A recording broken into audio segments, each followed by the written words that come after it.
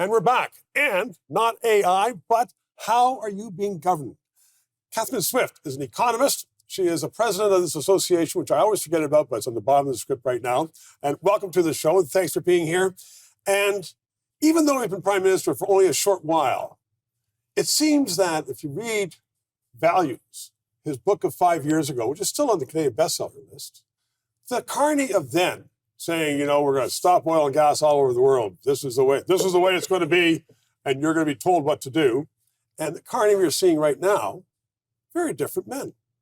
Is that the discipline of politics that's changing him?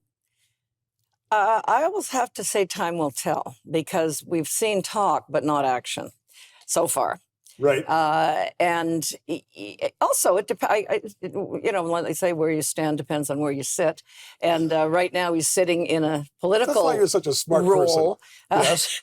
When he was head of the GFANZ, the Alliance on Net Zero, and with all the banks, the financial, the UN climate guy. Did he learn when all the banks finally said it was no longer popular, and they said, you know what, screw you, we aren't going with this anymore? Yeah. I think so. I mean, he's not a dumb guy. I remember meeting with him numerous times when he was the governor of the Bank of Canada. He is a smart guy, but he was bitten by the climate bug quite seriously for a while there. But I also think, I mean, he is an economist.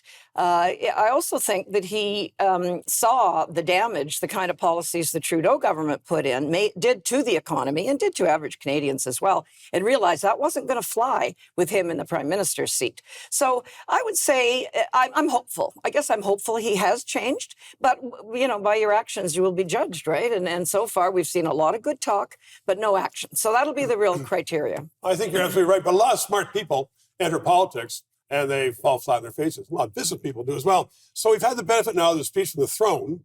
I listened to it. I thought the Conservatives could have written that speech from the throne. It's a very ambitious speech from the throne. They're going to solve all of our problems in all of the key areas that we know we have problems: crime, housing, economy, Indigenous issues, and on and on and on. But very different from the Trudeau government. I mean, he's talking about controlling guns, but not hunters' guns, not legitimate guns, which is something the Trudeau government never made. That's true. Oh, no. And also they mention, and this was something I was paying close attention to, they mentioned conventional energy, by which they mean oil and gas, and as well as, you know, so-called renewable energy, which really isn't that renewable. But the content is there for sure. But again, let's see what they mean by actions. If they do some minimal thing with the oil and gas sector, and then look to have a massive electricity corridor across the country, which I'm concerned about, because that'll drive up energy prices horrendously, cost us a fortune, make us less competitive, and so on. So we'll see. Don't forget, too, though, they've contradicted themselves on a number of things. Some of the ministers, and even Carney himself, has said one thing to one audience, another thing to another audience. Now, maybe he's learning.